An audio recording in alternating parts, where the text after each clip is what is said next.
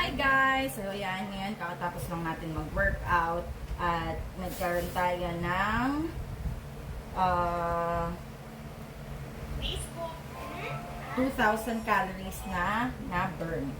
So ayan, ngayon para ma-regain natin ang ating energy, magtitimpla tayo ng ating Beauty Smoothie Cantaloupe Melon.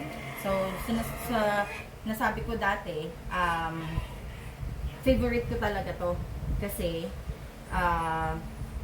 napakasarap niya, as in pagka umiinom ako nito hindi ko na-feel yung gutom talaga. So ayun, ngayon magtitimpla tayo, kada magtitimpla ako isang tumbler talaga. So I think this is 1 liter, I believe, not sure guys, pero ito kasi is now iniinom ko siya every morning, noon, tsaka night, 3 times talaga ako umiinom. So sa ganito kalaking baso or tumbler per se, naglalagay ako ng 10 scoops. So, sa previous video ko, talagang nag-board ako nito. Actually, meron sila ngayong sale din. 4, 5. May sale sila ngayon from 1,000 pesos. I think nasa 700, 800 na lang. So, I ordered again, guys, para hindi tayo maubusan. Kasi, based dun naman sa video ni Ana Magkawas, wala naman siyang overdose. So, kahit ilang beses mo siya inumin sa isang araw, okay lang. So, ayun yung ginagawa ko. So, minsan sa umaga, coffee, yung decaf macchiato, tapos yung sa tanghali, melon, sa hapon, avocado. So, palit-palit lang siya. Actually, hindi siya nakakasawa or nakakaumay kasi masarap talaga siya. Parang umiinom ka lang talaga ng real smoothie. Minsan, sinishake ko siya, tapos nilalagyan ko ng mga melon toppings or kung anong fruits yung available dito. Minsan, nilalagyan ko siya ng yogurt. Actually, experiment lang. Kasi, itself naman talaga, masarap na siya. So, must have talaga siya, guys.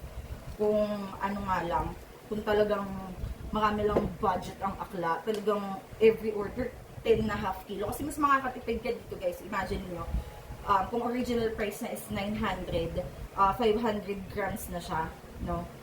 Eh, yung mga sachet, medyo nabibitin ako sa kanya kasi nga, talagang ito yung iniinom ko every time na feel ko na magugutom ako, inom ako ng Laxlin, ganyan. Kasi hindi na talaga ako nakakaramdam ng gutom after that.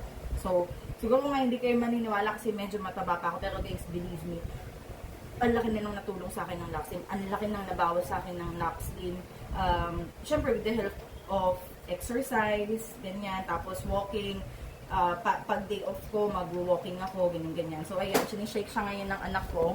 Ayan, katulong ko ang aking anak na magtimpla ng ganyan. Actually, masipag talaga siya magtimpla, guys, kasi minsan nakikiinom din siya. So, based naman din sa video ni Ana Magkawas, safe naman siya for kids. Pero, meron din akong in-order para sa mga anak ko talaga na 6 years old. Yung dark choco na ganito na for kids. Napakasarap din, guys. Hindi siya talaga yung mapait.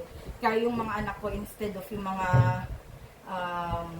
mga processed na chocolate milk, yun ang pinapainom ko sa kanila, at least healthy pa. So, ayun lang guys.